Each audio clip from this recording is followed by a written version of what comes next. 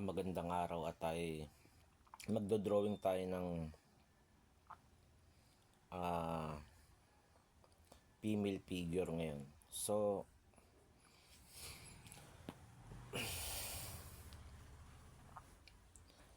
nung nakaraang drawing kasi natin may yung weakness natin sa anatomy, kaya mag-aaral tayo ng anatomy ngayon. So, ang ginawa natin ngayon, gumamit muna tayo ng red pen para sa sketch. Yan.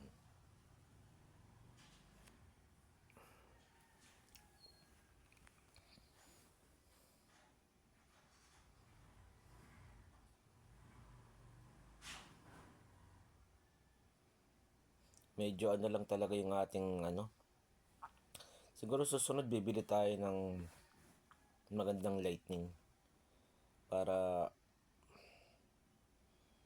makita nyo talaga yung drawing kasi malabo yung ilaw natin.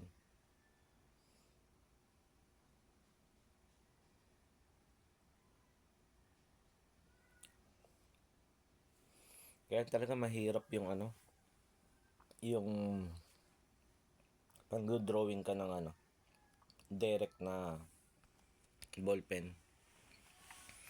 Kasi nga hindi siya mabubura eh. Pero talaga to?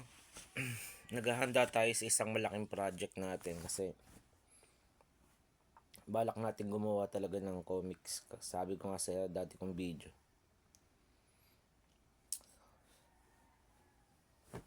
Kasi may comics ako na hindi matapos-tapos talaga. Siguro ginawa ko yung tagal na eh. Nung ginagawa natin yung comics, talagang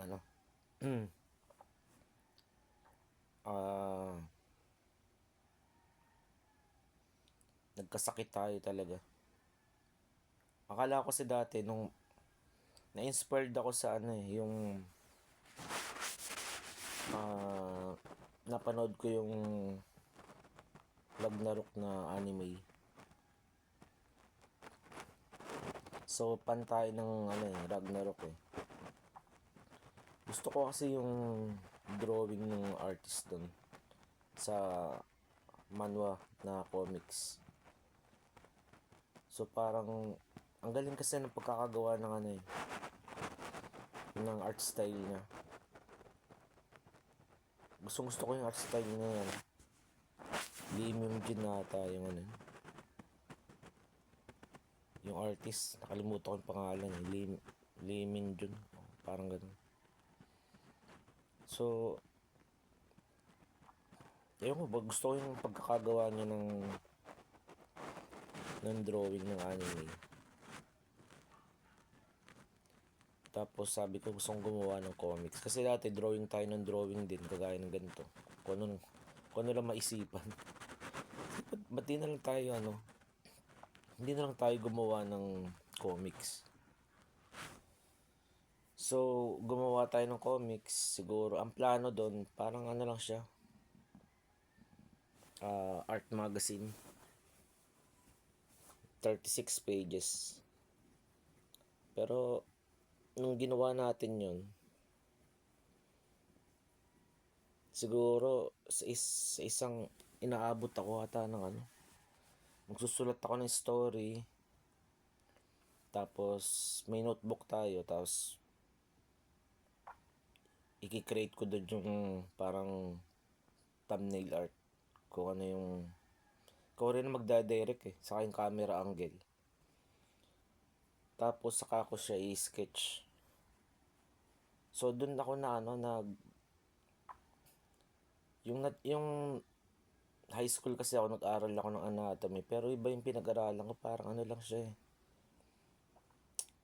Meron dating, kasi dati pa eh, mahirap makakuha na information dahil pa, hindi pa uso internet nun. So mayroong comics na nagtuturo ng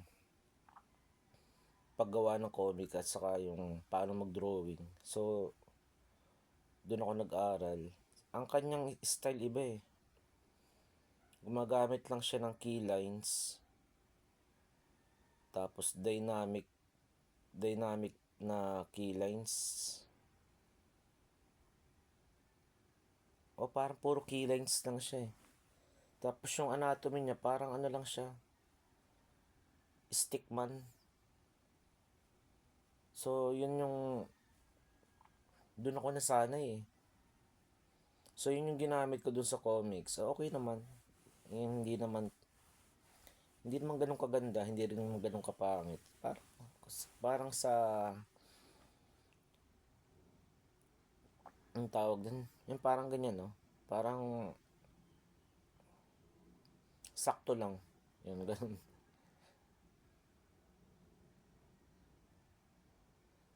Kaya lang tapos nag-revamp tayo mga ilang taon. Ginawa ko lang yung comics. Medyo na-improve na yung drawing natin nun. Pero yun, nagkasakit na naman tayo. So, ang hirap talaga gumawa ng manga comics. Hindi siya, doon ko na-realize na pati ang hirap nung isa pa ako nahirapan yung fighting scene. Kasi mag-o-overlap yung mga kamay pa naglalabanan eh. So, ang hirap. Tas ang ginagamit ko nun,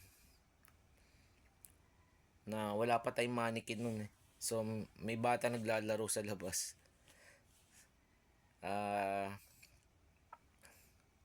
Sabi ko, pahiram muna nung kanyang, yung G.I. Joe niya G.I. Joe niya na laruan. Kasi nagagalaw yung mga kamay pa eh. Kasi ko magagamit ko to. So, yun ang ginamit ko na parang reference na mannequin.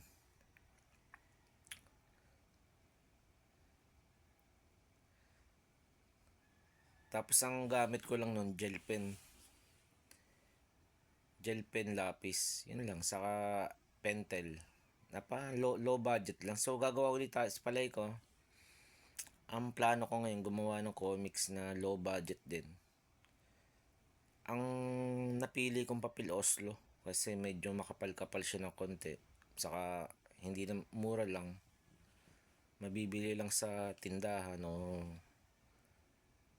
yung kahit yung maliliit na school supply, meron nun eh. Tapos, medyo malapad siya eh, kaya gusto ko eh. Saka yung texture niya, nagustuhan ko sa Oslo yung yung texture eh. So, ang plano, 3 to 4 panels lang bawat page. 3, siguro, ang plano talaga 4 panels eh, tapos 3 panels. Yun. So, dito after natin na lagyan ng parang guidelines lang yung red eh. Yan, binubuo na natin yung character. Kaya lang dito yung dynamic pose niya, wala eh. Hindi ko na, saka yung marami rin tayong mali rito talaga. Saka ganun pala pag matagal kang hindi nag-drawing, parang nangangapa ka. Saka yung intuition mo humihina. Yung dati kasi ang dali lang ng yung sukat ng kamay at saka pa. Parang matik na eh. Parang kumbaga naka-imprint na sa brain mo eh. Ngayon parang yung parang yan kagaya pag sinusukat mo, parang nag-aalangan ka eh.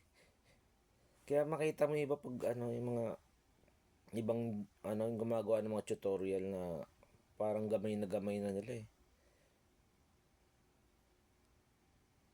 Lalo na yung mga gumagawa ng mga artist ng mga manga, araw-araw nagdo-drawing ng mga yan. Kaya pag gumawa sila talagang hindi nag-aalangan eh.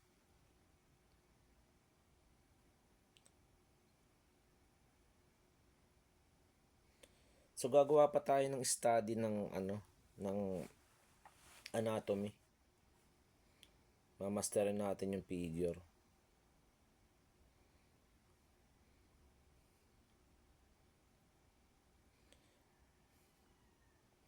Nag voice over na lang tayo kasi kanina nung ginagawa ko yung drawing, ang lakas ng ulan. So hindi tayo pwedeng mag-comment, gumawa ng commentary kasi hindi naman maririnig eh. Tapos yung kapitbahay ko pa, sound trip. Ngayon lang huminto eh.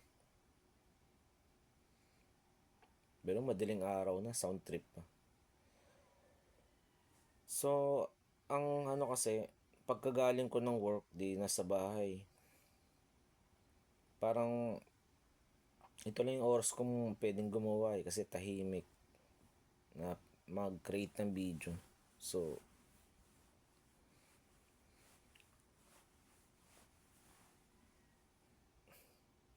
yun, nag-drawing tayo. So, wala akong maisip na topic ngayon. Dapat talaga landscape ang do-drawing ko ngayon. Parang gusto kong gumawa ng parang travel sketch. Pero parang maganda nga yun. Mag-sketch tayo sa Philippines, saka sa ibang bansa. Yung mga landscape doon na magandang i-drawing. So ayan, inaano na natin to. Binubuo natin yung, kaya lang dito parang mali yung galaw ng kamay. Saka, kasi ang nahihirapan ako mag-drawing talaga habang, yung nagsushoot ka habang nagdo-drawing. Ang hirap kunin ng dynamic kasi naka-steady lang yung papel mo eh. Hindi mo pwedeng iikot-ikot. Saka ang hirap ng pwesto dito ng ating pagdo-drawing. Kasi wala pa tayong drawing table. Alam nyo ba, nagdo-drawing tayo, nasa lang yan, nasa floor. Tapos yung ilalim niya may chessboard para mataas ng konti. So, nakayuko ka habang nagdo-drawing, kaya ang hirap. Yung may parang tutok na tutok yung mukha mo dun sa ginagawa mo. Kaya lang, ito lang, saka ilaw pa, problema. Malakas na yung ilaw natin eh, pero sa pagkinamera pala, sa camera malabo pa rin. Kaya siguro pag naggumagawa ng mga movie, mapapansin nyo, ang daming ilaw, di ba?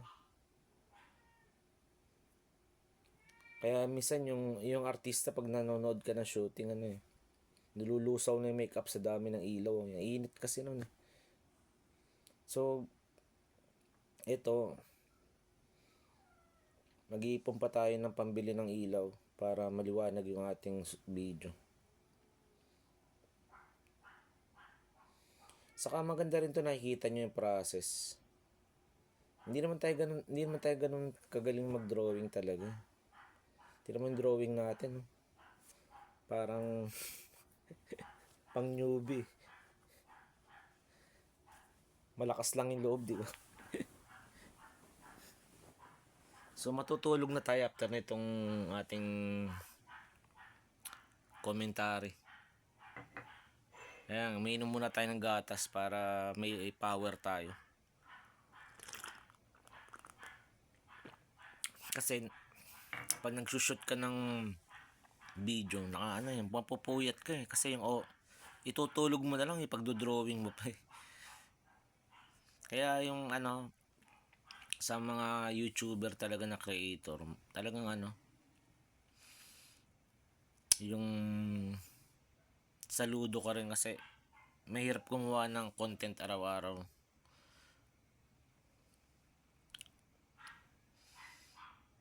Dati kasi ang video natin halo-halo eh. Kaya lang maraming policy ngayon. Kaya nag-single na lang tayo muna ngayon. Dati may gaming tong channel natin eh. Kaya lang maraming ngayon, dahil policy sa game. Kaya yung sa copyright. Kaya ang hirap gumawa ng gaming channel ngayon. So ang problema ko pa dito nung ginagawa natin to, yung lightning, yung shadow. Hindi ko naayos yung kung saan isalagay yung tamang shadow.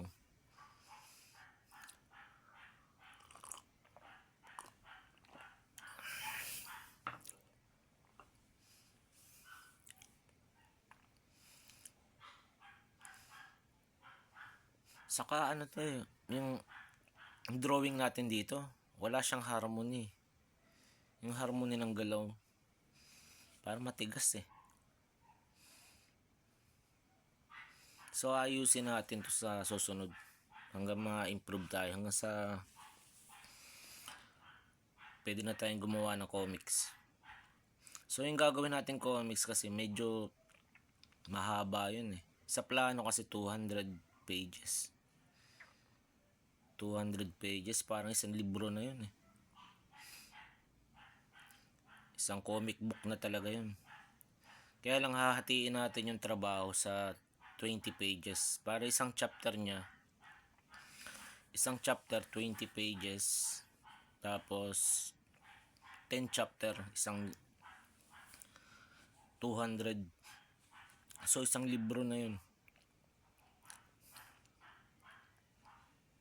Tapos ang kwento natin doon, ang genre niya sci-fi, science fiction. Yung ginawa nating kwento dun sa una kong ginawang comics dati na hindi natapos, parang i-remix natin. Gagawin ko ng parang bagong, para dynamic yung story.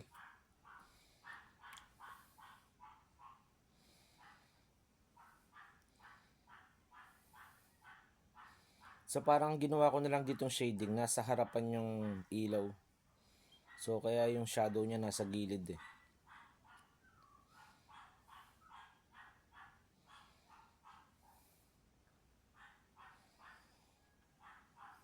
Marami pa tayong pag-aaralan kasi ang napili kong art style talaga yung parang anime. Parang talagang pang manga. So mag-a-adapt tayo sa Japanese art.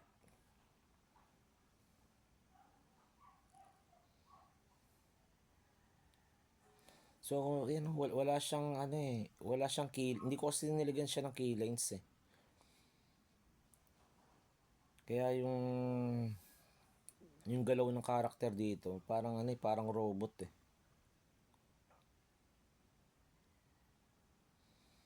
Saka kanina nung ginawa ko to, parang kagagaling lang natin ng biyahe. So, mayroon pa tayong parang jet lag, bus lag. Sa bus tayo sumakay pala eh. So yan, parang nasa unahan lang yung ilaw niya. So yung shadow nasa gilid.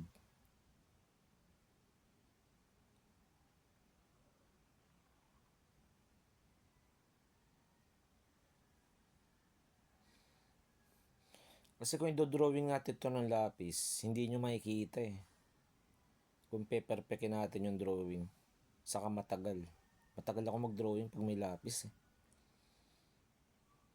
Parang nagiging kaya ayoko maglapis eh. Parang nagiging kang perfectionist. Bura, drawing, bura, drawing, bura, drawing. Hanggang sa lumabas yung parang yung gusto mo. Hindi ka titigil eh. Minsan nabubutas na yung papel eh, kabubura. So pag ballpen ang ginamit mo, wala ka na. Yung nga, pag nagkamali ka, wala. Hindi mo may erase. Pero doon, madidisiplina tayo. Yun naman kagandahan. Maano yung discipline natin.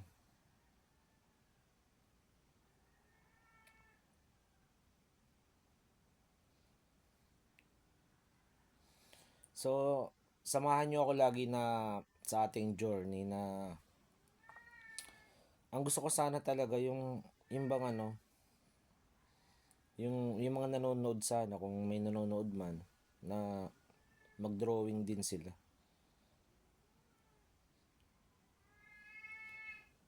Kasi malaking ano pala, malaking parang isa character building. Nade-develop tayo eh. Hindi lang yung skills natin eh, parang indisiplina, number 1 yun. Yung endurance. Kagaya nito, kasi hindi lang naman tayo drawing lang ng drawing kasi kailangan natin magtrabaho, kumain, kailangan din nating magbayad ng bills, kuryente, tubig. So, kailangan natin magtrabaho. So, kaya siguro yung dati, yung mga panahon ng Renaissance, ang buhay no simple lang eh. Saka mabagal ang oras ng tao no kasi walang distraction eh. Kaya siguro ganun sila kagagaling eh. Tingnan mo sina Leonardo, Michelangelo. Talagang nakapokus lang sila sa isang pag may ginagawa sila eh. Saka wala naman silang problema sa pera kasi may mga ano sila eh, parang patron nila mga royal blood eh, hari, politician, businessman. So hindi pa tapos yung trabaho mo, bayad na yun. Bawa, lahat ng drawing mo ng 1 taon babayaran ko na, wala ka pang drawing nun, babayaran na. Tapos yun, bibigyan ka pa ng allowance.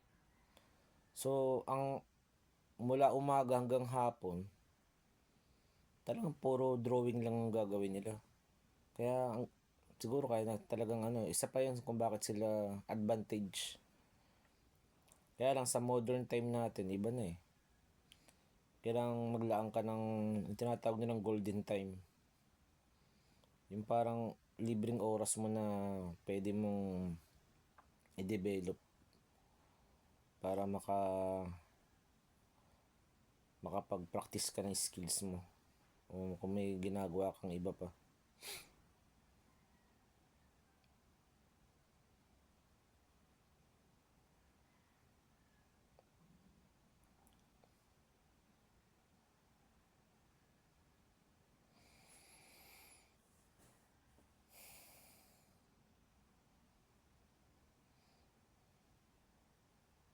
So hindi pa develop din yung paggawa natin. Mag-aaral din tayo maggawa ng mukha ng anime. Kasi mag-a-adjust talaga tayo eh. From traditional art sa anime o manga o whatever.